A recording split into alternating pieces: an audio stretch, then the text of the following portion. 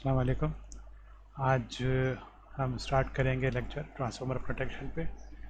तो ये पहला लेक्चर है हमारा ट्रांसफार्मर प्रोटेक्शन पे। तो इसमें हम बुनियादी बातें करेंगे ट्रांसफार्मर के हवाले से। उसके बाद नेक्स्ट लेक्चर में इंशाल्लाह हम इस पे डिटेल में जाएंगे। तो आते हैं लेक्चर आउटकम्स पे कि आज के लेक्चर के आउटकम्स क्या हैं। ठीक है ना। तो आज के लेक्चर के आउटकम्स हैं, पहली जो आउटकम है वो है कि the student can give the name of the types of transformer used in the industry में जो ट्रांसफार्मर यूज होते हैं उनको खाली आपका नाम आपको बताना आपको आना चाहिए। So give the names. तो यहाँ पे इसमें आते हैं, स्टार्ट करते हैं।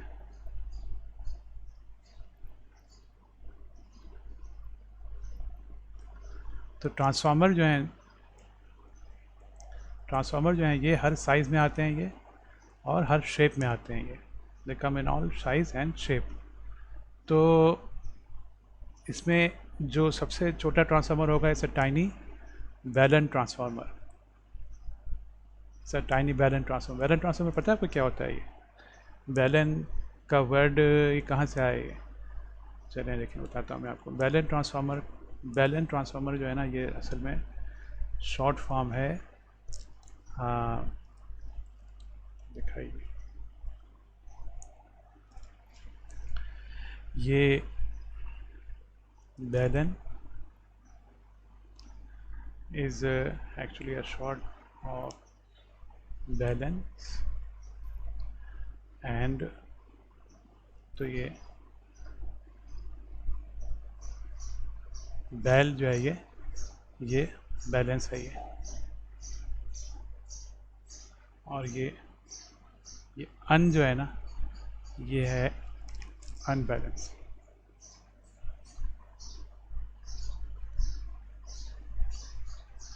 तो balance transformer is actually a balance unbalance transformer. तो ये होता क्या है? ये होता ये है कि नॉर्मली कोई अगर ऐसा सिस्टम हो कि जिसमें एक तरफ वो बैलेंस हो और दूसरी तरफ वो अनबैलेंस हो, तो ये ट्रांसफार्मर इन दोनों को मैच कर देता है ये। इसकी मैं आपको बैलेंस ट्रांसफार्मर की पिक्चर दिखाता हूँ मैं। ये देखिए, ये बैलेंस ट्रांसफार्मर है। ये बैलेंस ट्रांसफार्मर में जो ये आपके पास जो देखें, ये कहाँ यूज़ होता है? आपने कभी देखा है इसको क्या? ये आप याद करें, अभी तो नहीं लेकिन तकरीबन 15 साल पहले, छोटे होंगे आप, 15 साल 20 साल पहले ये होता था जब हमारे पास टीवी होता था जिसमें हम एंटेना लगाते थे। घर की छतों पे, सब घर की तमाम घरों की छतों पे एंटेना लगे होते थे। तो एंटेना का जो केबल होता था वो चिपटा ट्विस्टेड जो पेयर टाइप की चीज़ होती है उस तरह का आता था, और वो इन दोनों पे उसके लगते थे यहाँ पे। ठीक है ना। और ये आगे कोएक्सल केबल जो है वो इसके आगे लगता था, ये इस तरह से ये चीज़, ये ट्रांसफार्मर एक्चुअली। तो ये करता ये था कि ये जो यहाँ पे जो ट्विस्टेड पेयर जो चीज़ आ रहा है, केबल जो आ रहा है चिपटा वाला, ये बैलेंस होता था ये, क्योंकि उसमें 2 वायर हैं और दोनों वायर के अंदर सिग्नल हैं जो कि एक दूसरे के अपोजिट हैं ये। जबकि जो ऊपर जो ये कोएक्सल केबल जो है ये अनबैलेंस है। कोएक्सल केबल इसलिए अनबैलेंस है कि उसमें खाली एक ही तार होता है बीच में जो होता है ये, और बाहर जो उसमें जो मैश होती है वो ग्राउंड होती है। तो सिग्नल खाली बीच वाले जो केबल होता है कॉपर का उसमें होता है। तो ये अनबैलेंस होता है ये कोएक्सल केबल जो है ये, और ये ट्विस्टेड पेयर है ये बैलेंस होता है ये। तो इन दोनों को मिलाने के लिए इसमें दरमियान में ये बैलेंस ट्रांसफार्मर यूज़ करते थे ये। अभी भी कई जगहों पे यूज़ होता है ये। तो ये बैलेंस ट्रांसफार्मर देखा आपने कितना छोटा सा होता था ये, इसको आप हाथ में उठाएंगे तो बिल्कुल आपके अंगूठे के बराबर होगा ये। जिन लोगों ने नहीं देखा उनके लिए कह रहा हूँ, मैंने तो बहुत इसको इस्तेमाल किया ये एंटेना वगैरह के ज़माने में जब ये था ये। ठीक है ना। तो ये tiny balance transformer which can place on the palm of your hand to the mammoth EHV power transformers that weigh several metric tons and occupy large areas। तो एक्स्ट्रा हाई वोल्टेज ट्रांसफार्मर जो हैं वो बहुत बड़े होते हैं। देखा ही होगा आपने कि कभी आपने ट्रक पे देखा होगा जाते हुए, तो ये बहुत बड़े बड़े ट्रक्स में जा रहे होते हैं ये। तो ट्रांसफार्मर की जो टाइप्स हैं, एक होता है क्या, जनरेटर ट्रांसफार्मर, ठीक है ना, समझ गए होंगे नाम से आप, ये जनरेटर पे लगा होता है ये। Power transformer, power transformer power transmission line पे लगे होते हैं, ये बहुत हैवी ये पावर ट्रांसफॉर्मेशन कर रहे होते हैं ये। डिस्ट्रीब्यूशन ट्रांसफार्मर, ये डिस्ट्रीब्यूशन सिस्टम पे लगे होते हैं ये, तो इनकी रेटिंग कम होती है। पावर ट्रांसफार्मर तो ये भी होते हैं, लेकिन इनकी रेटिंग कम होती है इनकी। तो ये डिस्ट्रीब्यूशन ट्रांसफार्मर होगा ये, ठीक है ना। और उसके बाद फिर पोल माउंटेड लाइटिंग ट्रांसफार्मर। अच्छा, ये थोड़ा सा यहाँ पे फ़र्क है। ये हमारे यहाँ तो पोल माउंटेड ट्रांसफार्मर जो होता है ये बुनियादी तौर पे डिस्ट्रीब्यूशन ट्रांसफार्मर होता है। पोल पे जो लगे होते हैं ना ट्रांसफार्मर, वो हम तो यहाँ पे पोल पे लगा रहते हैं डिस्ट्रीब्यूशन ट्रांसफार्मर। लेकिन जो नॉर्मली दूसरे ममालिक में पोल पे जो ट्रांसफार्मर लगे होते हैं ना, वो छोटे से होते हैं, वो सिर्फ लाइट के लिए होते हैं। यानी जो हैवी वोल्टेज उस ट्रांसमिशन लाइन पे जा रहा होता है, उसको वो ट्रांसफॉर्म करके सिर्फ वहाँ पे जो लाइट लगी होती है, स्ट्रीट लाइट जो लगी होती है, तो उसके लिए वहाँ पे वो लगे होते हैं ये, ठीक है ना। तो ये पोल माउंटेड है। लेकिन हमारे हमने जैसे बताया आपको कि हमारे यहाँ जो और जहाँ पे उन ममालिक में जहाँ बता रहा हूँ आपको, तो डिस्ट्रीब्यूशन ट्रांसफार्मर वो ज़मीन पर रखे होते हैं, वो ज़मीन पे वो रखे होते हैं, उनकी बकायदा बेस बनी होती है। यहाँ भी बाद रखे होते हैं डिस्ट्रीब्यूशन ट्रांसफार्मर ज़मीन पे भी। तो ये है, ठीक है ना। तो ये पोल माउंटेड लाइटिंग ट्रांसफार्मर हो गए। अच्छा, इसके बाद ग्राउंडिंग ट्रांसफार्मर। ग्राउंडिंग ट्रांसफार्मर क्या होता है भाई, देखें ये भी बताना होगा आपको। ग्राउंडिंग ट्रांसफार्मर ये होता है कि हाँ, आप समझें कहीं पे आपके पास डेल्टा सिस्टम है कोई, ठीक है, इस डेल्टा को आपको ग्राउंड करना है। वाई में तो बहुत आसान है, अगर ये वाई सिस्टम है, ये वाई सिस्टम है और इसको अगर ग्राउंड करना है आपको, तो फिर तो बड़ा आसान है। यहाँ वाई में जो बन रहा है कॉमन पॉइंट, उसको आप यूँ ग्राउंड कर देंगे, ये ग्राउंड हो गया। ये वाई की ग्राउंडिंग, वाई सिस्टम की ग्राउंडिंग तो बहुत आसान है, ठीक है ना। तो बात हो रही है कि अगर ये आपके पास डेल्टा सिस्टम हो, तो डेल्टा सिस्टम अगर है तो इसमें आप किस चीज़ को ग्राउंड करेंगे, है ना। इसमें तो कोई है ही नहीं, इसमें न्यूट्रल आप पॉइंट आपके पास यहाँ पे। तो इसमें फिर आप क्या करेंगे कि यहाँ पे आप एक लगाएंगे ग्राउंडिंग ट्रांसफार्मर। तो ग्राउंडिंग ट्रांसफार्मर ऐसा होगा कि उसकी प्राइमरी साइड जो है वो डेल्टा पे होगी, तो ये डेल्टा साइड, ये जो है ये उसकी प्राइमरी साइड बन जाएगी ये, ठीक है। और उसकी जो सेकेंडरी होगी वो होगी स्टार में। तो आपको इस तरह से स्टार पॉइंट पे आपको उस ट्रांसफार्मर के सेकेंडरी पे आपको जो है वो एक मिल जाएगा न्यूट्रल पॉइंट, और उसको आप ग्राउंड कर देंगे ये, ठीक है ना। तो आपके पास समझ में आई है ग्राउंडिंग ट्रांसफार्मर क्या होता है। तो ग्राउंडिंग ट्रांसफार्मर भी समझ आ गया आपके, यानी वो ट्रांसफार्मर जो कि डेल्टा सिस्टम्स को ग्राउंड करने के काम आता है ये, ठीक है। अच्छा, उसके बाद regulating transformer. Regulating transformer basically tap changing transformer होते हैं। ये बड़े ट्रांसफार्मर भी होते हैं जो कि वोल्टेज रेगुलेट करते हैं, टैप इनके चेंज होते हैं, ऑटोमेटिक भी होते हैं ये और मैनुअल भी होते हैं ये। और घर के अंदर भी आपने देखा होगा कि वोल्टेज रेगुलेटर टाइप के जो स्टेबलाइज़र होते हैं, उसके अंदर भी यही असूल होता है ये। तो ये रेगुलेटिंग ट्रांसफार्मर होते हैं जो कि वोल्टेज को रेगुलेट करते हैं बाय चेंजिंग द, उसके अंदर जो टैपिंग होती है। फिर वेल्डिंग ट्रांसफार्मर, ये स्पेशल ट्रांसफार्मर है वेल्डिंग ट्रांसफार्मर, ठीक है ना। अच्छा, कन्वर्टर ट्रांसफार्मर, ये भी स्पेशल हैं।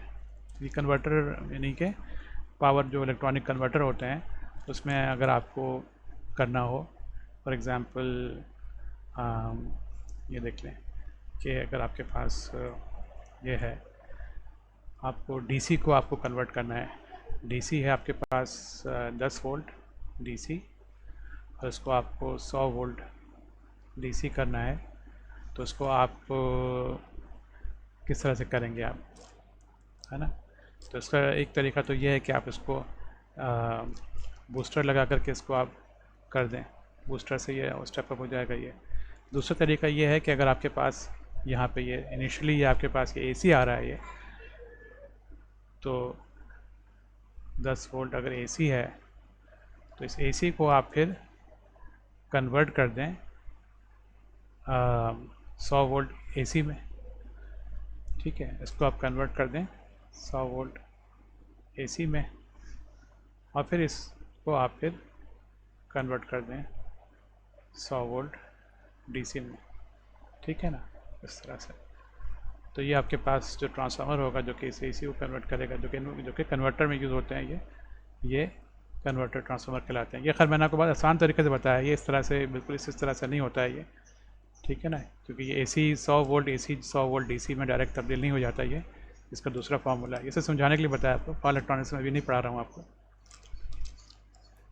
तो ये कन्वर्टर ट्रांसफार्मर हो गया। फिर इंस्ट्रूमेंट ट्रांसफार्मर जो कि अभी तक हम पढ़ते आए हैं, ये CT current transformer, PT potential transformer, ये सारे इंस्ट्रूमेंट ट्रांसफार्मर्स हो गए ये, ठीक है।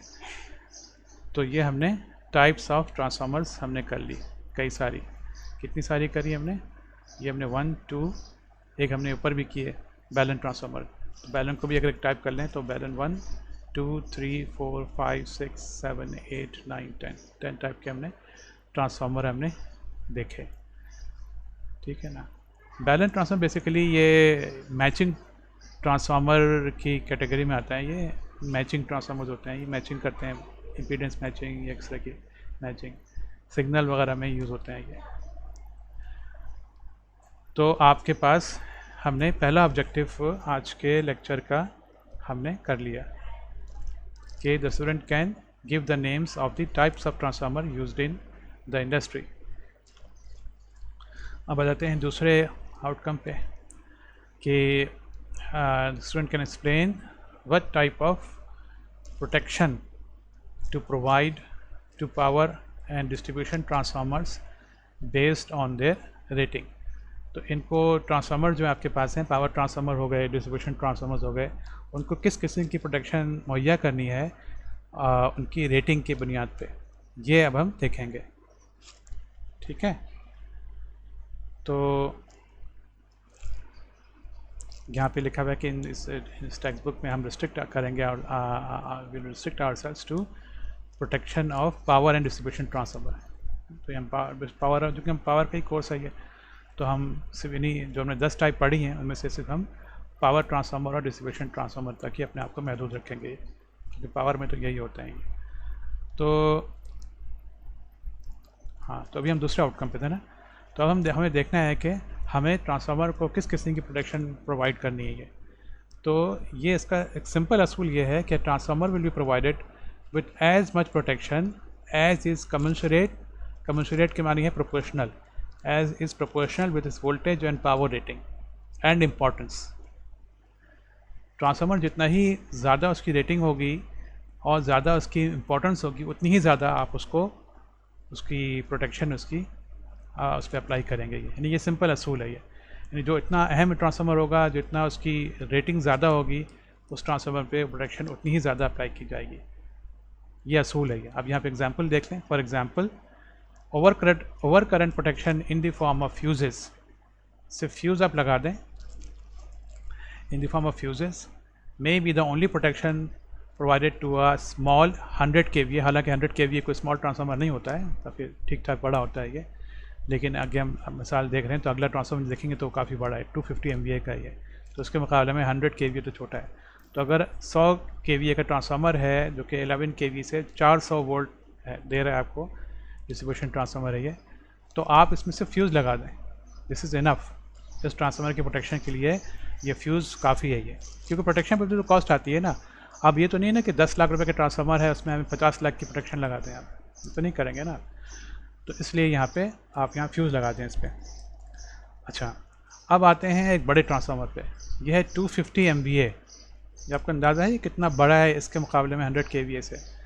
100 kVA से अगर आप डिवाइड करें 250 MVA को डिवाइड करें 100 kVA से तो कितना होगा,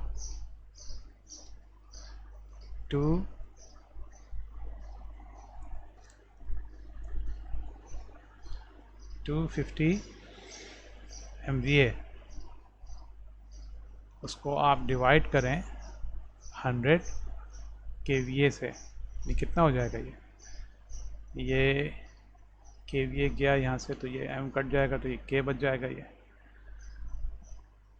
ठीक है ना। तो ये हो जाएगा आपके पास और ये आपके पास 100 है, ये 100 गया इसमें ऐसे 250 में कितनी दफ़ा गया ये 2.5 गया ये 2.5 टाइम्स, तो 2.5 के आगे ये के जो है ये 1000, तो ये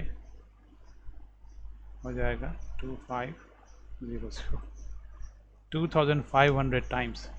ये ट्रांसफार्मर जो है ये 2500 गुना बड़ा है, ये 100 kVA से 2500 गुना बड़ा ट्रांसफार्मर है ये, आप इमेजिन करें आप ये, ठीक है ना। तो ये तो बहुत बड़ा ट्रांसफार्मर है ये 250 MVA का, और इसकी रेटिंग है कितनी 15 kV ये जनरेट हो रहा है ये, और इसको ये 400 kV पे ट्रांसफार्म कर रहा है। जाहिर सी बात है ये 15 kV पे जनरेट हो रहा है वोल्टेज, और 400 kV की ट्रांसमिशन लाइन वाली साइड है ये, in a large thermal power station है। तो इसको आप सिर्फ फ्यूज़ पे तो नहीं आप इसको टरकाएंगे, इसको आप सिर्फ फ्यूज़ तो नहीं लगाएंगे, with will be provided with a very elaborate protection. इसमें आप बहुत ज़्यादा एलेबोरेट प्रोटेक्शन देंगे, ये एलेबोरेट माने कि बड़ी डिटेल्ड प्रोटेक्शन देंगे। दिस में consist of percentage differential protection, जो हमने पढ़ी है पिछले चैप्टर में, परसेंटेज डिफरेंशियल प्रोटेक्शन देंगे इसको आप, और वो भी सिर्फ ऐसे नहीं बल्कि हार्मोनिक रिस्ट्रेंट, ये हम पढ़ेंगे आगे चल के इसी चैप्टर में इंशाल्लाह, विथ हार्मोनिक रिस्ट्रेंट देंगे आप उसको। फिर उसके बाद और प्रोटेक्शन अगेंस्ट इंसिपिएंट फॉल्ट्स। इंसिपिएंट फॉल्ट्स यानी क्या, वो फॉल्ट जो भी क्या आई नहीं है। नॉर्मली तो हम ये करते हैं ना कि फॉल्ट आ गई और फिर उसको हम ट्रिप कराते हैं, तो ये है कि फॉल्ट इंसिपिएंट, इंसिपिएंट के अभी फॉल्ट आने वाली है, तो इंसिपिएंट फॉल्ट्स की प्रोटेक्शन भी देंगे, ये भी हम पढ़ेंगे इस चैप्टर में। और उसके बाद and protection against over fluxing, flux अगर ज़्यादा हो जाए, ट्रांसफार्मर के अंदर फ्लक्स होता है ना, तो अगर ओवर फ्लक्स भी ये बड़ी डेंजरस चीज़ होती है, तो ये ओवर फ्लक्सिंग की प्रोटेक्शन भी देंगे। ये सारी क्या होंगी, इसकी प्राइमरी प्रोटेक्शन होंगी, यानी इसकी मेन प्रोटेक्शन होगी इस ट्रांसफार्मर की, ये 3। एंड दीज अगर ये तीनों फेल हो जाएं तो these will be backed up by over current protection, और फिर अगर ये तीनों फेल हो जाएं तो फिर बैकअप में आप डालेंगे इसमें ओवर करंट प्रोटेक्शन, इसमें आप फिर यहाँ पे ओवर करंट रिले वगैरह लगा देंगे। तो ये आपने देखा ये बैकअप में लगी हुई है ओवर करंट प्रोटेक्शन, ठीक है ना। पहले वाले ट्रांसफार्मर में जो है आपने ये फ्यूज़ लगाया था ओवर करंट प्रोटेक्शन के लिए, तो वहाँ पे आपने इसको ओवर करंट को एज अ प्राइमरी प्रोटेक्शन दी थी इसमें, और बैकअप में तो कुछ था ही नहीं इसमें। इसमें आपने ओवर करंट प्रोटेक्शन जो है एज अ बैकअप पे दी कि अगर ये तीनों फेल हो गई तो ओवर करंट प्रोटेक्शन तो है ना, ओवर करंट तो होगा, तो उस पर फिर उसको ट्रिप करा देगी। लेकिन ओवर करंट पे ट्रांसफार्मर को आप जब ट्रिप कराएंगे तो जाहिर सी बात है उसमें काफ़ी लॉस हो चुका होगा, इसलिए हमने इन तीनों प्रोटेक्शन लगाई हैं जो कि ट्रांसफार्मर पे उन चीज़ों से पहले ही उसको वो ट्रिप करा देगा, ठीक है ना। तो ये हमने किया, ये आउटकम था हमारा कि the student can explain what type of protection to provide to power and distribution transformers based on their rating. तो ट्रांसफार्मर पे आप किस तरह की प्रोटेक्शन देंगे अगर आपको रेटिंग मालूम हो, तो आपको इसको आप एक ब्रीफली इसको आप एक्सप्लेन कर सकते हैं। कोई अगर आपसे पूछेगा कि भाई ये ट्रांसफार्मर है, डिस्ट्रीब्यूशन ट्रांसफार्मर, इसकी इतनी रेटिंग है, तो बताओ मैं यहाँ पे क्या प्रोटेक्शन लगाऊँ, तो इसको आप बता सकेंगे भाई कि यहाँ पे ये आप इस पर प्रोटेक्शन लगा दें। कोई आपसे पूछेगा ये इतनी रेटिंग का ट्रांसफार्मर है, ये इतने MVA का ट्रांसफार्मर है, तो इसमें मुझे क्या प्रोटेक्शन लगानी चाहिए, तो उसको आप बता सकते हैं कि इसमें ये 3 तरह की प्रोटेक्शन इसमें आप लगाइए, और बैकअप में ये लगाएं, ठीक है ना। तो ये 2 चीज़ें हमने कर ली। पहला क्या किया था हमने, पहला हमने किया था कि ट्रांसफार्मर्स के नेम हमने किए थे जो यूज़ होते हैं।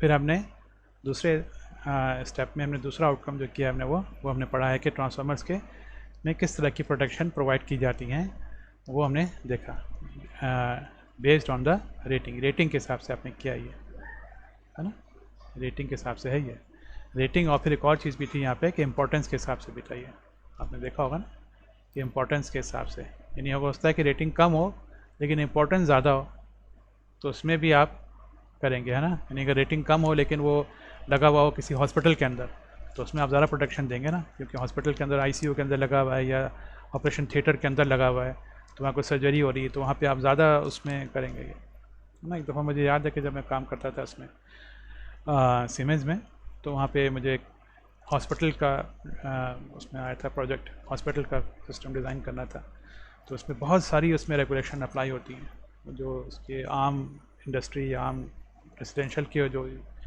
स्टैंडर्ड्स होते हैं वो अप्लाई नहीं होते, बल्कि उसमें काफ़ी सारी उसमें बैकअप चीज़ें इसमें लगानी पड़ती हैं, उसके स्टैंडर्ड्स ही अलग हैं ये, तो जर्मन स्टैंडर्ड्स पे मैं ज़माने में काम कर रहा था,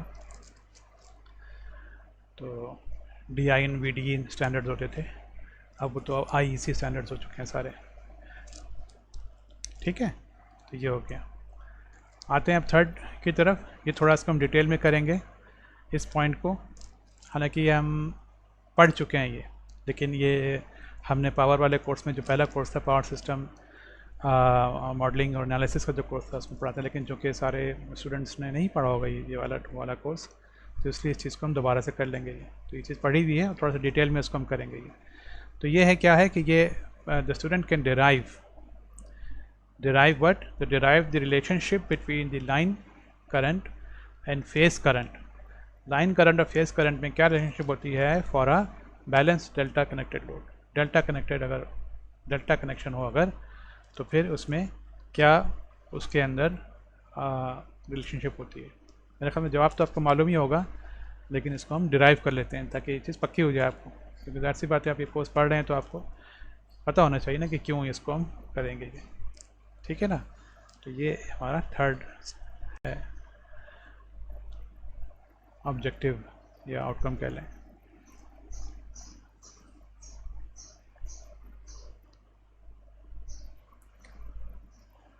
ये एक बात खाली पिछले वाले पॉइंट में एक बात रह गई थी कि चूँकि टर्मिनल्स जो हैं ट्रांसफार्मर के ये फिज़िकली क्लोज होते हैं, तो इसलिए जो है ये डिफरेंशियल प्रोटेक्शन के लिए ट्रांसफार्मर जो है आइडियल कैंडिडेट है ये। ठीक है ना, डिफरेंशियल प्रोटेक्शन वही लगाई जाती है ना उसी इक्विपमेंट में जिसके टर्मिनल करीब करीब हो। ट्रांसफार्मर जो है जितना बड़ा भी होगा तो उसके टर्मिनल जो है वो 10 फीट 20 फीट दूर होंगे ही है ना। इतनी दूर तो नहीं होंगे जैसे ट्रांसमिशन लाइन होती है कि एक टर्मिनल अगर कराची में तो दूसरा टर्मिनल जो है हैदराबाद में, इतना दूर तो नहीं होंगे ना।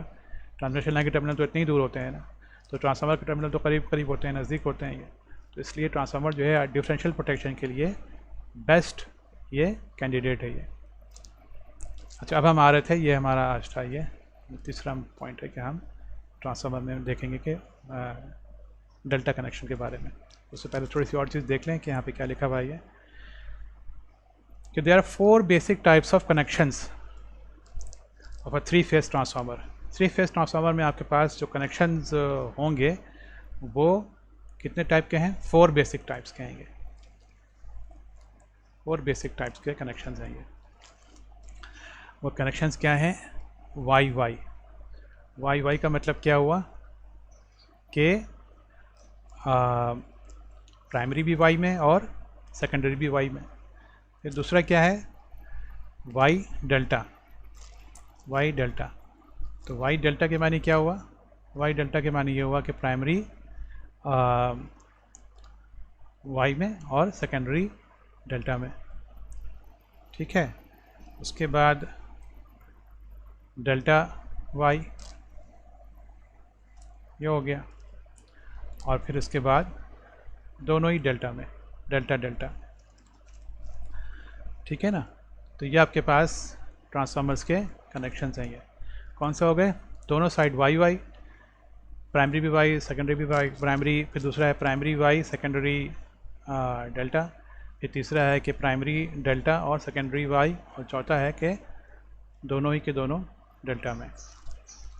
तो ये आपके पास ट्रांसफार्मर के 4 बेसिक कनेक्शन हो गए।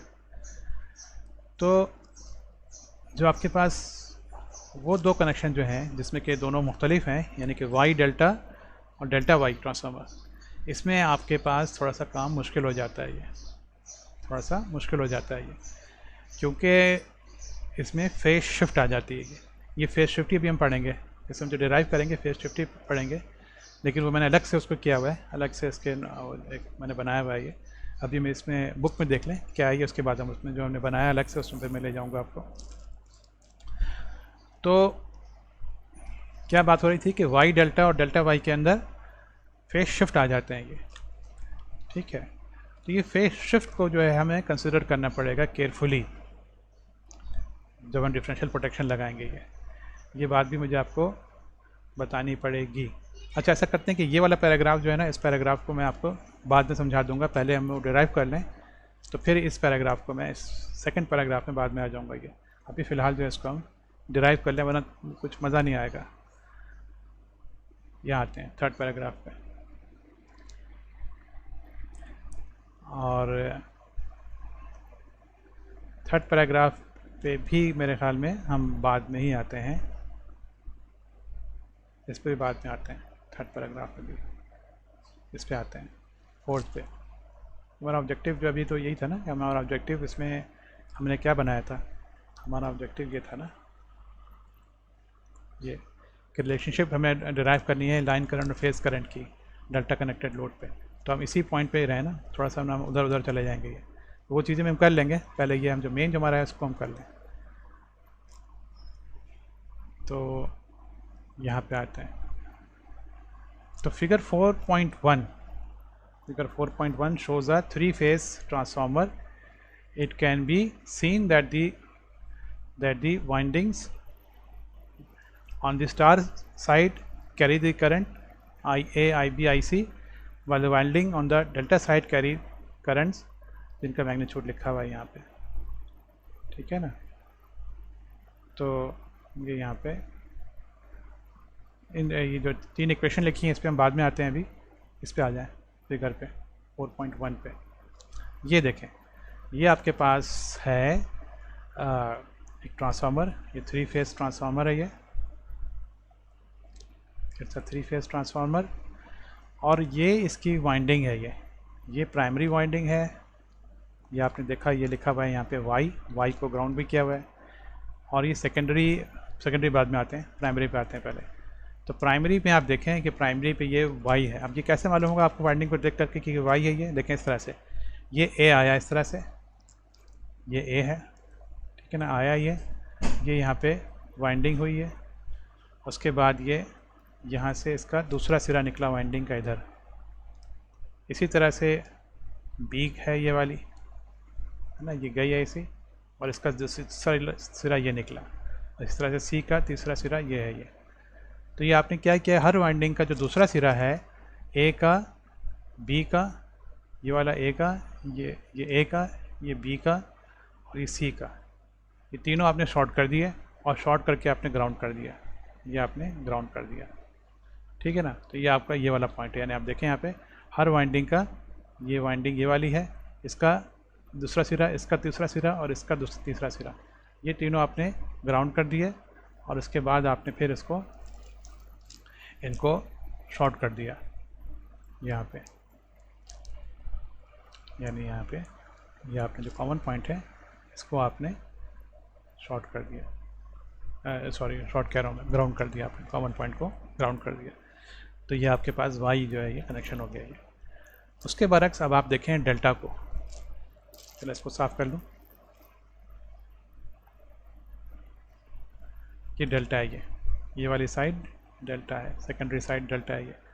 इसमें आप देखें क्या है ये, इसमें ये वाइंडिंग है, ये वाली ये वाइंडिंग है, ये इस वाइंडिंग का ये एक सिरा जो है ये यहाँ से निकला और ये इस वाइंडिंग के इधर गया, इसी तरह से इसका ये सिरा यहाँ से इधर गया, ठीक है, इस तरह से हो रहा है ये। तो यानी कि वाइंडिंग का सिरा जो है वो अगली वाइंडिंग का शुरू में जा रहा है। यहाँ पे देखें डेल्टा बन रहा है, यानी इस वाइंडिंग का ये अगर इसमें बनाऊँ मैं, ये वाइंडिंग है, इसका ये सिरा ये गया दूसरी वाइंडिंग में, और इसका ये वाला सिरा, ये जो सिरा है ये गया तीसरी वाइंडिंग के अंदर, ये डेल्टा बन रहा है ना। ये देखें, आपको देखने में शायद इतना सही से नहीं पता चल रहा होगा आपको ये, लेकिन ये डेल्टा है ये। वाई आपको बड़ी आसानी से समझ में आता है, वाई में ये कि तीनों वाइंडिंग के सिरे आपने कॉमन करके कॉमन कर दिया आपने, वाई है। डेल्टा आप ये समझते हैं कि जिसमें आपको इस तरह से शफाफियत नज़र ना आ रही हो तो ये डेल्टा हो गया है, ठीक है ना। ये बहरहाल ये बिल्कुल ये वही चीज़ है आपस में, ये दोनों डेल्टा हैं ये। तो ये आपके पास डेल्टा सर्किट है ये। अच्छा, तो मैं आपसे क्या कह रहा था कि अगर वाई डेल्टा हो, ये वाला सर्किट, ये वाला जो है ट्रांसफार्मर क्या है, ये वाई डेल्टा है ये, है ना।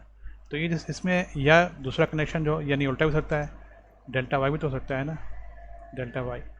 तो डेल्टा वाई हो, इनमें मसले आते हैं। तो क्या मसले आते हैं ये, वही मसले ये आते हैं कि डेल्टा साइड पे जो है वो फेज़ करंट और लाइन करंट वो सेम नहीं होता है वो। तो इसको हमें डिराइव करना है ये, इसको डिराइव करके फिर हम जो है ना उसको हम आगे चलेंगे। यहाँ पे ये देखिए, ये मैंने आपके लिए बनाया हुआ है, ये पावर सिस्टम जो कोर्स था, मॉडलिंग का जो कोर्स था, उसमें हम ये चीज़ कर चुके थे ये, ठीक है ना। यहाँ से डेल्टा कनेक्टेड लोड पे आते हैं। ये देखें, ये डेल्टा कनेक्टेड, ये एक लोड है आपके पास। तो यहाँ पे अच्छा, ये मैंने अलग से इसलिए बनाया हुआ है कि ये कि बुक में भी दिया हुआ है आपके, लेकिन बुक में जो है ना, ये इन्होंने थोड़ा सा गलत दिया हुआ है। तो मैं दिखा दूँ बुक पे भी इन्होंने क्या दिया हुआ है। ये देखें, ये बुक पे जो है इन्होंने जो ये आपके पास इक्वेशन दी हुई है ना, इसमें उन्होंने लिखा है यहाँ पे कि ये I A is equals to I A minus I सी।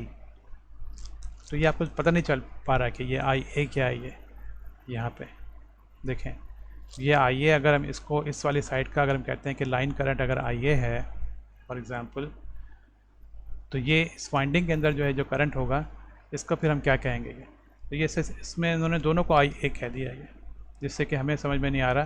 किताब लिखने वाले को तो बात क्लियर थी, इसलिए उसने लिख दिया इस तरह से, लेकिन ये चीज़ इतनी क्लियर नहीं होगी। तो अभी जो मैं आपके लिए अलग से बनाया है, उसमें बिल्कुल क्लियर हो रही है चीज़ें वाली, ठीक है ना। तो यहाँ पे देखें, यहाँ पे आई ए जो है, मैंने कहा यह है कि ये करंट है, लाइन करंट है। ये line current mean transmission line current, ये ट्रांसमिशन लाइन है ना ये। तो ट्रांसमिशन लाइन का ये जो करंट है ये वाला, ये आई ए है। ये इस तरह से ये आई बी है, ये वाला करंट, और ये आई सी है। ये आपके पास लाइन करंट है। और ये जो है आपके पास ये फेज़ करंट है। ये क्योंकि ये वाइंडिंग है ना, वाइंडिंग में जो करंट फ्लो होता है वो फेज़ करंट कहलाता है। तो ये फेज़ करंट है। ये तो इसको हमने कहा आई ए बी, है ना, बुक के बरक्स यहाँ उसने सबको तो आई ए, ये आई ए बी इसलिए कहा कि आप देखें, ये वाला सिरा जो है ये कनेक्ट हो रहा है ए से, और ये वाला सिरा जो है ये कनेक्ट हो रहा है बी से। तो इसलिए इसका हमने नाम रखा आई ए बी, ठीक है ना। आप इसे समझ में आ जाएगा कि I A B is actually the phase current. इसी तरह से इसका नाम रखा है आई सी ए, क्योंकि आप देखें कि ये वाली साइड जो है ये कनेक्ट हो रही है सी से, और ये वाली साइड जो है ये कनेक्ट हो रही है ये ए से। तो ये आई सी ए हो गया।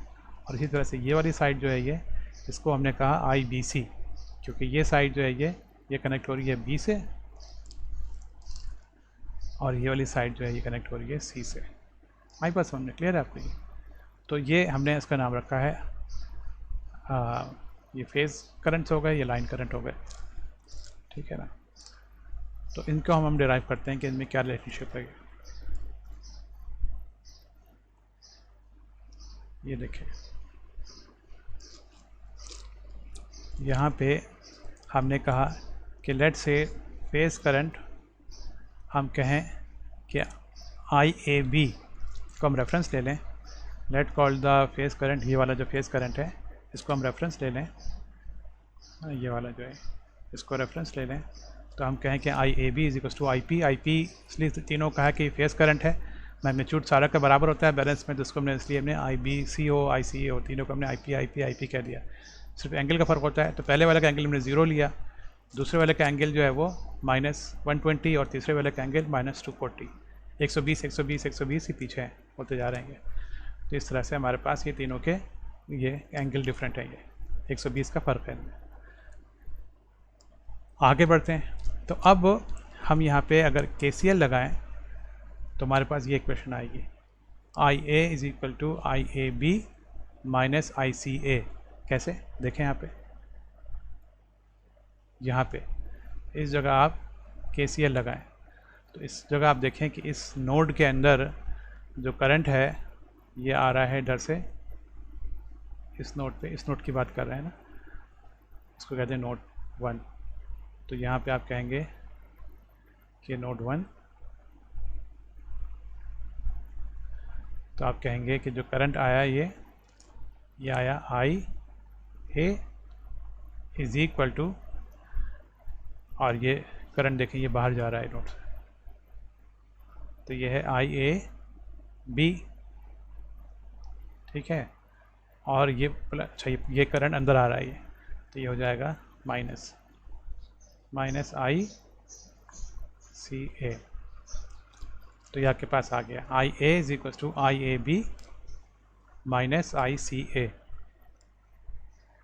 I A is equal to I A B minus I C A, आ गया ना ये। इसी तरह से आप बाकी को भी देख लें, आई बी को देख लें। आई बी बराबर क्या हो जाएगा, ये आई बी है, यहाँ आप देख लें I B will be equal to यहाँ पे ये आई बी आया ये, और ये करंट जो निकला ये कितना निकल रहा है, ये आई बी सी। तो ये आई बी सी, और फिर यहाँ पे ये करंट इसमें आ रहा है ये, तो ये हो जाएगा minus I A B. I B is equal to I B C minus I A B. I B is equal to I B C minus I A B. ठीक है ना, ये हो गया। आई सी को देख लें, ये आई सी है, ये दिस इज आई सी। तो आई सी विल बी इक्वल टू, ये आपके पास ये गया बाहर जा रहा है नोट से, वो है आई सी ए, और ये आपके पास ये आ रहा है इधर से आई बी सी। तो ये अंदर आ रहा है, तो ये माइनस आई बी सी। तो आई सी हो गया, I C is equal to I C A minus I B C. I C A minus I B C, ठीक है ना। तो ये हमने आई सी, तो ये हमारे पास तीनों आ गए के सी एल लगा करके। अच्छा, अब इनकी वैल्यू डाल दें। ऊपर यहाँ पे लिखी है वैल्यू, आई ए बी की वैल्यू क्या है, आई पी एंगल 0। तो आपने लिखा आई पी, आपने कॉमन निकाल लिया आई पी, तो हो गया 1 एंगल 0। फिर माइनस क्या, आई सी ए। तो आई सी ए क्या है, इसका एंगल -240 है, तो ये माइनस और 1, चूँकि आपने आई पी कॉमन निकाल लिया तो 1 एंगल -240 ये आ गया आपके पास। इसी तरह से आपने यहाँ I B C minus I A B कर दिया, तो आई बी सी ये है माइनस आई ए बी ये है, तो आपके पास ये आ गया माइनस आई P bracket open 1 angle -120 minus 1 angle 0, ये आ गया। इसी तरह से तीसरा भी आ गया आपके पास, I C is equal to I C A minus I B C, तो हो गया I P bracket open 1 angle -240, क्योंकि आई सी ए जो है वो ये है -240, तो ये हो गया I C A minus I B सी, और आई बी सी जो है वो ये है -120, तो ये आ गया माइनस एंगल -120। अच्छा, ये तीनों आ गया आपके पास। इसको अब आप जो है ना, ये क्या है, कौन सी फॉर्म कहलाती है, ये कहलाती है पोलर फॉर्म, और ये भी पोलर फॉर्म है ये।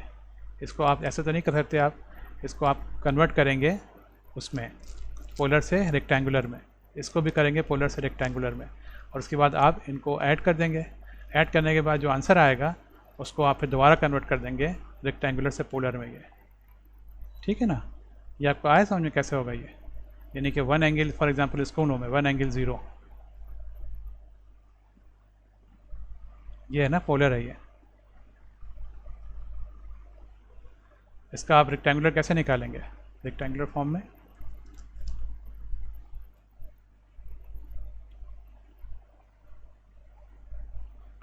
इसका रेक्टेंगुलर कैसा होगा, आप इसका करेंगे, इसका होगा 1 cos of 0 plus j 1 sin of 0, ये हो जाएगा इसका, ठीक है ना। तो 1 cos ऑफ 0 क्या होता है, ये 1 हो जाता है, तो ये 1 हो जाएगा, प्लस और j sin ऑफ 0 कितना होता है, 0 होता है, तो ये 1 प्लस 1 हो जाएगा आपके पास ये इस वाले का 1 एंगल 0।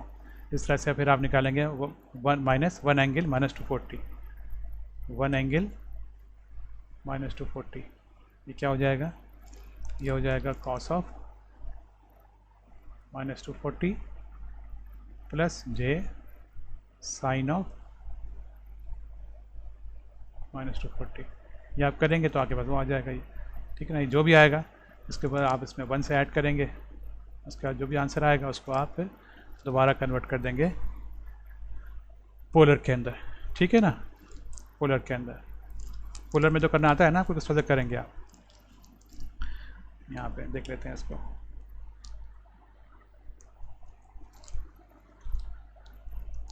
पोलर में अगर आपके पास ये लिखा हुआ है 2 प्लस j3, इसको आपको पोलर में कन्वर्ट करना होगा तो क्या करेंगे आप, इसका पोलर क्या हो जाएगा, इसका पोलर हो जाएगा 2 का स्क्वायर प्लस 3 का स्क्वायर का स्क्वायर रूट, ये इसका मैग्नीट्यूड हो गया, और इसका एंगल क्या होगा, एंगल होगा tan इनवर्स 3/2, ये इसका पोलर बनेगा ये, है ना, ये इसका पोलर होगा ये।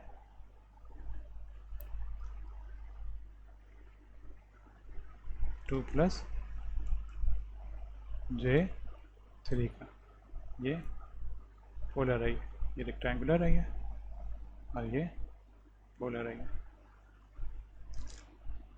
ठीक है ना। इसको किस तरह से करते हैं, इसको पता होगा आपको कि ये रेक्टेंगुलर जो होता है, ये रेक्टेंगुलर जो है ये आपका दिया हुआ है 2 प्लस J3 का मानी क्या हुआ कि यहाँ पे ये 2 है और यहाँ पे ये 3 है ये, तो ये आपके पास एक वेक्टर है जिसका कि ये है, जिसका कि x कोऑर्डिनेट जो है 2 है और y कोऑर्डिनेट जो है वो 3 है, ये 2, 3 है ये है ये। तो आप उसको लिखेंगे रेक्टेंगुलर फॉर्म में 2 प्लस J3, और अगर आपसे कहा जाए कि इसको आप लिखें पोलर फॉर्म में, तो पोलर फॉर्म में क्या करेंगे आप यहाँ पे पाइथागोरस थ्योरम लगा के इसका हाइपोटेन्यूज निकाल लेंगे। हाइपोटेन्यूज क्या होगा, 2 स्क्वायर, ये इसका बेस हो गया 2 प्लस 3 इसका आपका ये हो गया परपेंडिकुलर, 3 स्क्वायर का होल का स्क्वायर रूट, ये आपके पास ये आ गया। और इसका एंगल क्या होगा, एंगल आप निकालेंगे इस तरह से ना कि tan इनवर्स y अपॉन, यानी कि tan inverse perpendicular upon base, तो परपेंडिकुलर 3 है डिवाइड बाई बेस, इस तरह से ये। चलें, मैंने ये भी रिव्यू करा दिया आपको। इस तरह से क्या करेंगे आप तो आपके पास ये आ जाएगा। तो ये आपके पास आया है फाइनल आंसर इसका, IA आपके पास ये आया है। एंड व्हाट इज़ IA, मैंने क्या बताया था आपको कि IA जो है वो ये है, लाइन है या फेज है, ये देखें IA क्या है, ये लाइन करंट है ना, लाइन में फेज फ्लो हो रहा है, तो ये लाइन करंट है। तो आपके पास ये आ गया, line current is equal to √3 IP यानी फेज करंट एंगल -30, ये आपके पास आया आंसर। ये आंसर आपको क्या बता रहा है, ये इस आंसर को देखें अगर आप गौर से, ये आंसर ये बता रहा है कि लाइन करंट जो है वो ये फेस करंट को लीड कर रहा हूँ, लैग करता है बाय 30 डिग्री, -30 है ना, तो ये आपके पास -30 डिग्री ये लैग कर रहा है ये। और लाइन करंट जो है वो √3 टाइम्स होता है, ये मैग्नीट्यूड जो है इसका वो √3 टाइम्स होता है इसका लाइन करंट का। तो बेसिकली डेल्टा के अंदर आपके पास क्या हो जाता है, डेल्टा के अंदर आपके पास जो एक तरह का फेस शिफ्ट आ जाता है, डेल्टा में फेस शिफ्ट आ जाता है। तो ये प्रॉब्लम है ना, ट्रांसफार्मर के अंदर प्रॉब्लम है ये आई। बस ये मैंने बाकी दो भी आपको नहीं बताई, ये भी बाकी दो भी ऐसे हो जाएंगे। ये मेन चीज़ आपको बतानी थी वो मैंने बता दी आपको, इस तरह से ये यहाँ पे, ठीक है ना। तो यहाँ पे ये हमने लिखा है ये कि प्रीसीडिंग इक्वेशंस इम्प्लाई कि that for a delta connected load, अगर कोई लोड डेल्टा में लगा हुआ है तो लाइन करंट जो है वो क्या है, √3 टाइम्स है फेस करंट के। और दूसरा क्या है ये कि जो लाइन करंट है वो लैग करता है फेस करंट को बाई 30 डिग्री, ठीक है ना, for positive phase sequence, positive sequence ही हम लेते हैं नॉर्मली, ठीक है ना। IL जो है वो लाइन करंट है and IP is the face current. और अगर इसको हम ड्रॉ करना चाहें तो इसको हम इस तरह से ड्रॉ करेंगे ये कि ये आप देखें, ये आपके पास है क्या IAB, ये क्या है, ये फेस करंट है ये। फिर आपने IBC ड्रॉ किया, ये IBC है ये, फिर ICA ड्रॉ किया, ये तीनों आपने ड्रॉ कर दिया। तो आप जो है वो दिखाएंगे कि जो लाइन करंट होगा ये अपने फेस करंट को लैग कर रहा होगा। ये देखें ये पीछे जा रहा है ना, ये अगर ये यूँ तरह से घूम रहे हैं ये एंटी क्लॉकवाइज, तो ये आगे है ये IAB और ये इसके पीछे है ये IA, 30 डिग्री पीछे है ये, और इसका मैग्नीट्यूड से थोड़ा ज़्यादा है, √3 टाइम्स है ना ये, तो √3 टाइम्स ये है ये फेस करंट का, तो इसलिए थोड़ा इसका मैग्नीट्यूड भी बड़ा है ये। तो ये आपका फिर बाकी वहाँ पे IB और IC नहीं दिखाया, इसका IB और IC पे बना लेंगे आराम से। आप तो एक फेस का दिखा दिया खाली बना करके आपको, ठीक है, क्लियर है आपको ये चीज़, इतना काफ़ी है इसका। इसमें हम जाते हैं दोबारा से उसमें अपने बुक में। तो ये हमने कर लिया कि the student can derive the relationship between line current and face current for a balance delta connected load.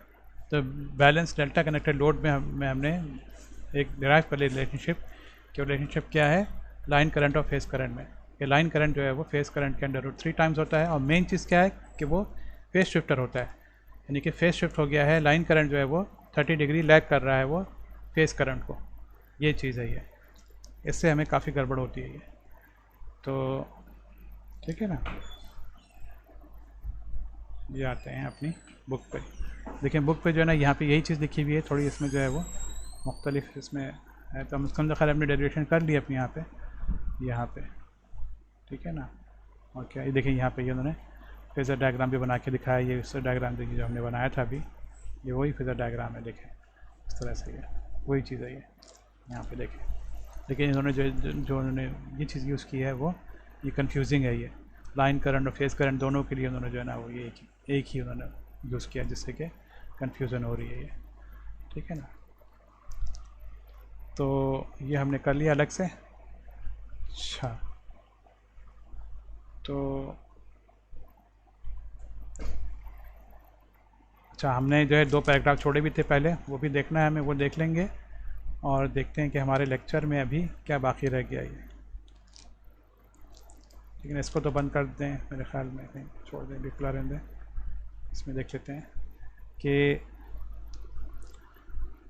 ये एक पॉइंट रह गया है, ये तो खैर छोटा सा पॉइंट है, मेरे ख्याल में वो 2 पैराग्राफ जो छोड़े हैं उसको देख लेते हैं, उसके बाद फिर ये छोटा सा लास्ट पॉइंट तो छोटा सा है ये, तो हम उस पर आ जाते हैं। यहाँ पे हमने 2 पैराग्राफ जो छोड़े थे वाले, जो मैंने आपसे कहा था,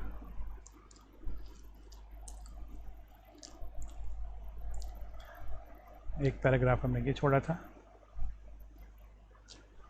और एक पैराग्राफ हमने ये छोड़ा था। तो ये है, देख लें। तो यहाँ पे ये बताया कि जो आपके पास जो कनेक्शन होते हैं वाई डेल्टा और डेल्टा वाई, उसमें फेज शिफ्ट आ जाती है between the voltage and current on the primary and secondary side. तो ये देखें, ये वाई और डेल्टा डेल्टा में नहीं होता ये, कि वो दोनों एक ही तरह के हैं ना, तो इसलिए उनमें मसला नहीं आता ये। तो आपके पास ये आता है फेज शिफ्ट, जिसमें कि दोनों तरफ के जो है वो मुख्तलिफ हों, एक तरफ डेल्टा और एक तरफ वाई।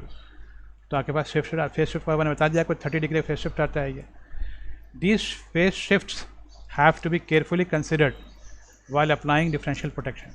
तो differential protection में आपको इन फेज शिफ्ट का ख़ास ख्याल रखना पड़ेगा। अब ये कैसे, ये भी बताता हूँ मैं आपको। While connecting the CT, पहले लास्ट जुमला पढ़ लें। While connecting the CT secondary windings, we can choose such connections that nullify the phase shift. ये देखें, अब ये आते हैं इस पर, और ये मैं आपको बताता हूँ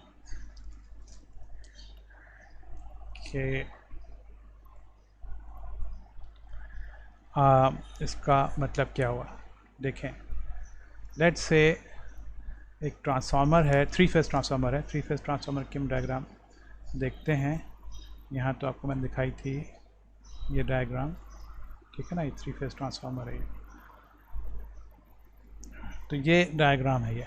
तो इस 3 फेज़ में हम इसको देखें यहाँ पर, बल्कि मैं चलें इसको बना के दिखाता हूँ, खाली इतनी डिटेल में नहीं। लेट्स से ट्रांसफार्मर है ये, समझाने के लिए। ये एक ट्रांसफार्मर है ये एक ट्रांसफार्मर है ये, ठीक है ना। तो लेट्स से कि इसकी ये वाली वाइंडिंग जो है प्राइमरी साइड जो है वाई में है, और ये वाली साइड जो है वो ये डेल्टा में है ये, ठीक है। अब डेल्टा में है ये। अब लेट्स से कि ट्रांसफार्मर है, ये कर रहा है ट्रांसफॉर्मेशन। अगर वोल्टेज यहाँ पे 10 वोल्ट है, नहीं पावर ट्रांसफार्मर है ना ये, तो ये पावर ट्रांसफार्मर जो है 10 वोल्ट को लेट से कर रहा है 400 वोल्ट में।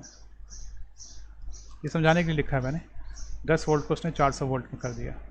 यानी कितना उसने स्टेप अप किया इसने वोल्टेज को, इसने किया 40 टाइम्स, है ना, 40 टाइम्स इसने स्टेप अप कर दिया वोल्टेज को।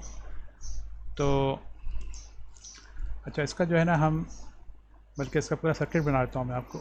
यहाँ पे थोड़ा सा इसको साफ़ कर लूँ, ये हो गया, ये भी हटा दूँ, ये रहने दूँ चलें। तो ये आपके पास ट्रांसफार्मर है, ठीक है। अच्छा, इसके बाद आपने यहाँ पे एक लगाई सीटी, इसकी प्राइमरी साइड पे लगाई, और एक सीटी आपने लगाई कि सेकेंडरी साइड पे, है ना। अच्छा, ये मैंने वाई डेल्टा भी लिखा रहने देता है, मैंने क्यों हटा दिया, ये वाई और एक ही डेल्टा है ये। अच्छा, मैं आपको 3 फेज़ बना के नहीं दिखा रहा था ना, सिंगल फेज़ में समझा रहा हूँ मैं आपको। अच्छा, तो ये आपके पास प्राइमरी वाई है और सेकेंडरी डेल्टा है। अच्छा, अब ये सी टी लगाई है इसकी प्राइमरी साइड पे और ये सी टी है सेकेंडरी साइड पे। ये सी टी का टर्मिनल यूँ आया ऐसे, ठीक है ना। अब ये होता है मैंने कुछ गलत बना रहा हूँ, लेकिन बहरहाल समझाने के लिए बता रहा हूँ। और ये सी टी, ये इसका टर्मिनल यूँ आया, ठीक है ना, यहाँ पे।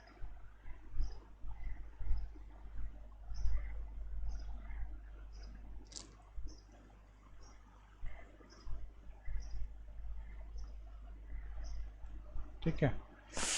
अच्छा, इसके बाद ये यहाँ से सी टी का ये टर्मिनल यूँ आया, यूँ आया,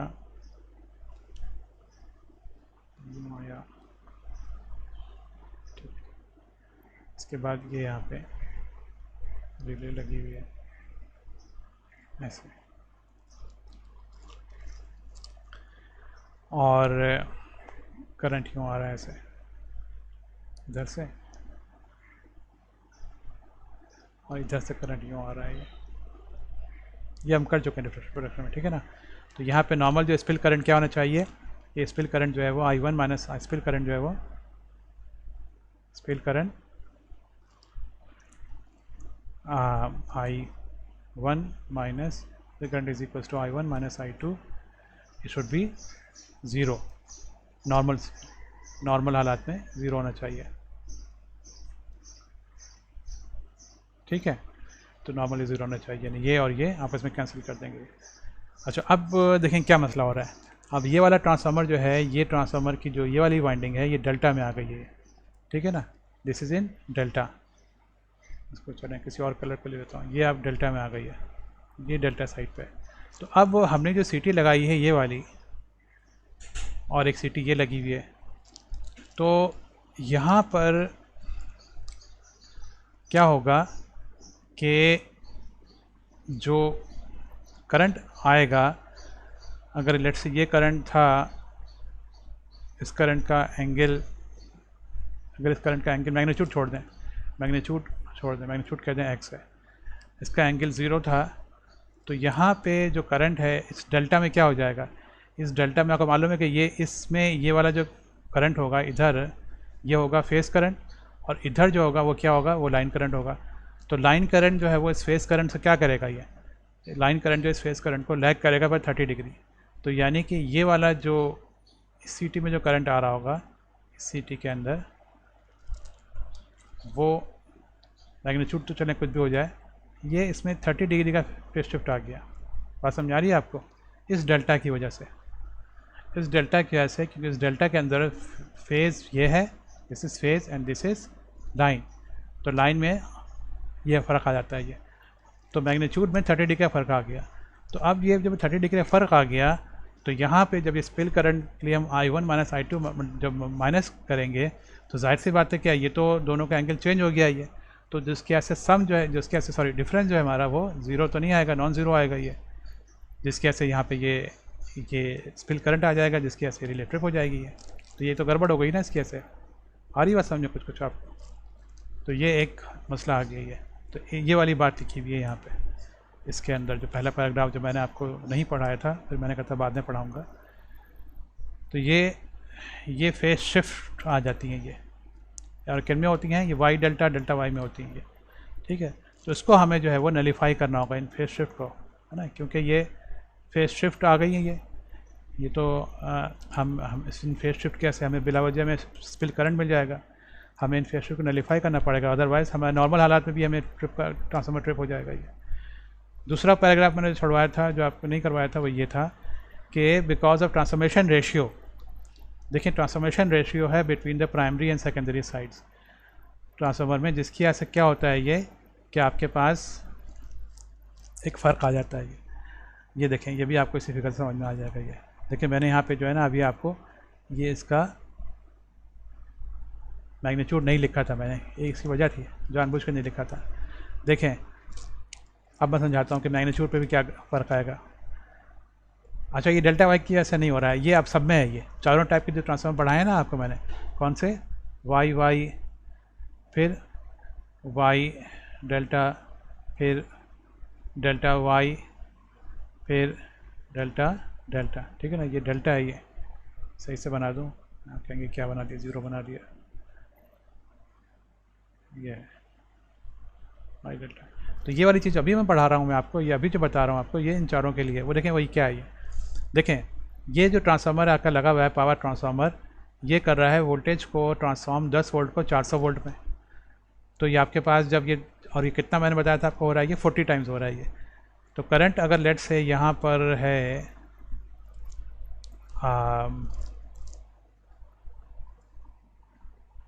लेट से यहाँ पर है 80 एम्पेयर, अगर करंट यहाँ पे 80 एम्पेयर है तो ये करंट यहाँ पे कितना हो जाएगा, देखिए वोल्टेज जो है वो मल्टीप्लाई हो रहा है किससे, 40 से, स्टेप अप हो रहा है 40 से, तो करंट जो है वो स्टेप डाउन हो जाएगा 40, पावर सेम रखने के लिए, है ना। तो इसको आप डिवाइड कर दें 40 से, तो ये क्या हो जाएगा 2 एम्पेयर, ये करंट 2 एम्पेयर हो जाएगा आपके, है ना, ताकि दोनों केस में पावर आपके सेम रहे ना। पावर यहाँ पे कितनी होगी, पावर आपके पास यहाँ पे V इंटू आई 80 इंटू 10 कितनी हो जाएगी 800 वोल्ट एम्पियर, और यहाँ पे 400 इंटू ये भी 800 हो जाएगा। तो पावर तो आपको दोनों तरफ सेम रखनी है ना, इसलिए इस तरह से निकाल आएगी। तो यहाँ के पास जो ये है, ये 2 एम्पियर हो गया है करंट, ठीक है ना। इसको अब देखते हैं, ये क्या हो गया, ये 2 एम्पियर हो गया।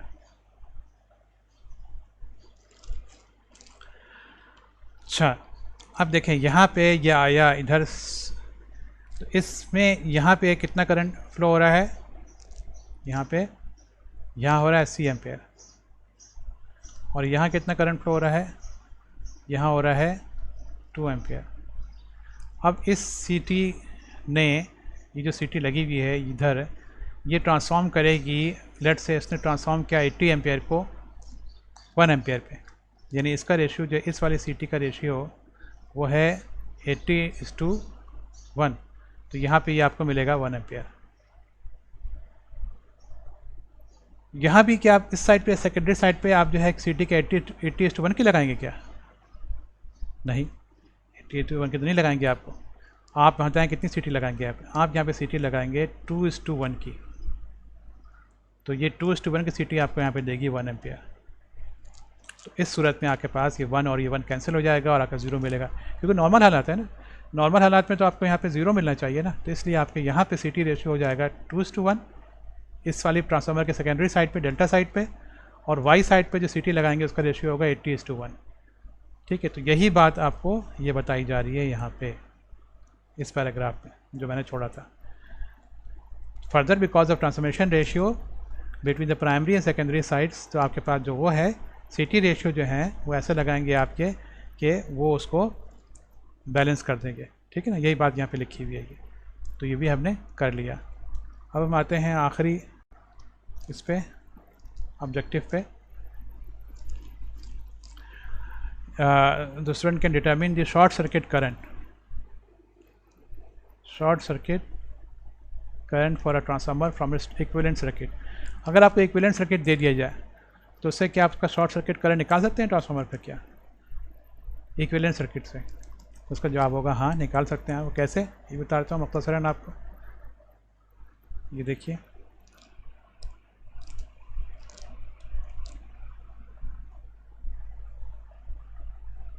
ये देखिए, ये इक्विवेलेंट सर्किट ट्रांसफार्मर का, ठीक है ना। इसको हम डिटेल में तो नहीं पढ़ेंगे, इक्विवेलेंट सर्किट तो आपको पता ही है। यहाँ पे अब ये देखिए, इक्विवेलेंट सर्किट को देख लीजिए, आप खाली को पता ही है, आपको बहुत दफ़ा पढ़ चुके हैं ये कि ट्रांसफार्मर का इक्विवेलेंट सर्किट क्या होता है। ये इसकी प्राइमरी साइड है, ये है ना, ये तो आपका ट्रांसफार्मर हो गया, दिस इज द ट्रांसफार्मर। ये प्राइमरी साइड की रेजिस्टेंस हो गई, प्राइमरी साइड की लीकेज इंडक्टेंस हो गई, ये सेकेंडरी साइड की रेजिस्टेंस हो गई, सेकेंडरी साइड की लीकेज इंडक्टेंस हो गई, ठीक है। और ये आपने लगाया है यहाँ पे जो आपने लॉसेस होते हैं ये, ठीक है ना। तो ये आपने लॉसेस लगाए हैं यहाँ पे, आपने ये जो इंडक्टेंस है, मैग्नेटाइजिंग इंडक्टेंस है, दिस है, और ये जो रेजिस्टेंस है, ये रेजिस्टेंस है जो कि कोर लॉसेस बता रही है ये, है ना। यानी कि कौन से कोर लॉसेस होते हैं, ये एडी करंट लॉसेस जो रहते हैं कोर के अंदर, उसको लिए आपने रेजिस्टेंस लगाई है, क्योंकि वहाँ पे पावर तो वेस्ट हो रही होती है ना। और ये इंडक्टेंस जो है ये क्या है, ये हिस्टेरेसिस वगैरह जो होता है उसकी वजह से ये, ठीक है ना, इसमें हम डिटेल में नहीं जा रहे। तो ये आपके पास ट्रांसफार्मर का इक्विवेलेंट सर्किट है। तो इक्विवेलेंट सर्किट के अंदर आप जो है, अगर आप आएंगे यहाँ पर, इधर देखिए, तो इक्विवेलेंट सर्किट में आप देखिए कि जो सीरीज़ जो आपके पास है ये इम्पीडेंस ये है बहुत कम, 0.08 पर यूनिट होती है तकरीबन। और जो शंट है, जो आपके शंट में लगी है ना, ये वाली, ये शंट में जो लगी हुई है, ये शंट में इसकी वैल्यू बहुत ज़्यादा होती है, 20 पर यूनिट के करीब जो है ये। तो अब अगर आपके पास यहाँ पे फॉल्ट आ गई ट्रांसफार्मर पे, ये फॉल्ट आ गई, तो आप कैसे निकालेंगे? आप देखें, जब ये तो इतनी ज़्यादा है ये, तो ये इसमें तो कोई करंट जाएगा ही नहीं है ना, इतनी ज़्यादा ये। तो सारा करंट जो शॉर्ट सर्किट करंट जो है डिटरमिन करेगी ये सीरीज़ इम्पीडेंस। और सीरीज़ इम्पीडेंस से आप कैसे निकालेंगे? सिंपल ओम्स लॉ से आप निकाल देंगे इसका, है ना। तो आप यहाँ पे ये निकाल देंगे कि आपके पास आ जाएगा ये ओम्स लॉ क्या है? ओम्स लॉ जो है वो I is equal to V upon Z। तो V अगर आप पर यूनिट में बात कर रहे हैं, पर यूनिट में V अगर 1 है तो डिवाइडेड बाय Z कितनी है? मैं बताया था आपको कि अगर लेट से सीरीज़ इम्पीडेंस जो है वो अज्यूम करें 8% है, तो आप यहाँ पे लिख देंगे 8% मीन्स कि 0.08, तो आप यहाँ पे 0.08 लिख देंगे, तो यहाँ के पास तकरीबन आ जाएगी 12.5 पर यूनिट करंट जो आपके पास आएगा ये, ठीक है ना। Current will be equal to 12.5 per unit. तो आपने इस तरह से ट्रांसफार्मर के इक्विवेलेंट सर्किट से आपने उसकी निकाल ली, आपने उसकी फॉल्ट करंट, ठीक है ना। तो ये हमने इसको भी कर लिया। The student can determine the short circuit current for a transformer from its equivalent circuit. Equivalent circuit से आप जो है इसका आप निकाल सकते हैं कि इसका कितना शॉर्ट सर्किट करंट होगा, ठीक है ना। ये कर लिया हमने। तो हमने अब क्या चीज़ें करी आज के लेक्चर में? ट्रांसफार्मर्स के नेम्स आपको पता चल गया क्या क्या होते हैं ये। फिर आपको बैलेंस ट्रांसफार्मर बताया, बैलेंस जो है शॉर्ट फॉर्म है बैलेंस और अनबैलेंस ट्रांसफार्मर की। बाकी सारे ट्रांसफार्मर्स बताया जो कि यूज़ होते हैं इंडस्ट्री में, लेकिन हमारे जो मकसद जो हैं वो हैं आपके पावर ट्रांसफार्मर जो हैं और डिस्ट्रीब्यूशन ट्रांसफार्मर। फिर हमने पावर डिस्ट्रीब्यूशन ट्रांसफार्मर में बताया कि किस तरह से उनकी रेटिंग्स पे जो है हम डिटरमिन करते हैं कि उसमें कौन सी प्रोटेक्शन देनी है। तो अगर छोटा ट्रांसफार्मर है, डिस्ट्रीब्यूशन ट्रांसफार्मर है, तो उस पर हम जो वो सिंपल ओवर करंट प्रोटेक्शन लगा देंगे, फ्यूज से लगा देंगे या रिले लगा देंगे, ओवर करंट रिले, और इम्पोर्टेंस पे भी होता है, ठीक है। और अगर बड़ा ट्रांसफार्मर है, रेटिंग ज़्यादा है, तो उसमें हम कई तरह की उसमें हम प्रोटेक्शन लगाएंगे, जिसकी कि मैंने आपको बताया। ये हो गया। फिर तीसरा हमने क्या किया था कि हमने जो है वो रिलेशनशिप निकाली थी लाइन करंट और फेस करंट की। पूरा आपको डेरिवेशन करके बता दी है कि लाइन करंट और फेस करंट की रिलेशनशिप क्या होती है। डेल्टा कनेक्टेड अगर लोड हो तो किस तरह से आप निकालेंगे उनके दरमियान रिलेशनशिप। फिर चौथा, फिर मैंने आप लोगों को फिर किसके अंदर मैंने मज़ीद आपको इस वाले पॉइंट में, थर्ड वाले में मज़ीद फिर बताया कि किस तरह से जो है इसको इससे नुकसानात होते हैं वाई डेल्टा वाई में, किस तरह से आपका एंगल आ जाता है तो उसको हमें नलीफाई करना पड़ेगा। किस तरह से करेंगे ये तो भी मैंने नहीं बताया, तो हम चैप्टर आगे बढ़ेगा तो हम उसको पढ़ेंगे। और फिर इसके बाद फिर हमने ये भी देखा कि ट्रांसफार्मर में चूँकि टर्न रेशियो होता है, तो टर्न रेशियो की वजह से भी जो है वो आपके पास जो है वो CT का रेशियो जो है आपको मुख्तलिफ सेलेक्ट करना पड़ेगा। तो इसमें हमने इजाफी चीज़ें भी की हैं इस थर्ड वाले पॉइंट में। और फिर चौथा वाला पॉइंट जो है ये हमने किया है वो कि शॉर्ट सर्किट करंट कैसे मालूम करेंगे। अगर आपको इक्विवेलेंट सर्किट मालूम है, सीरीज़ जो इसकी इम्पीडेंस है उससे डिटरमिन होता है शॉर्ट सर्किट करंट, ठीक है। तो फिर यहाँ पे हम रुकते हैं, इतना अभी काफ़ी यहाँ तक के लिए। इंशाल्लाह फिर हम कंटिन्यू करेंगे। अल्लाह हाफ़िज़, अस्सलाम वालेकुम।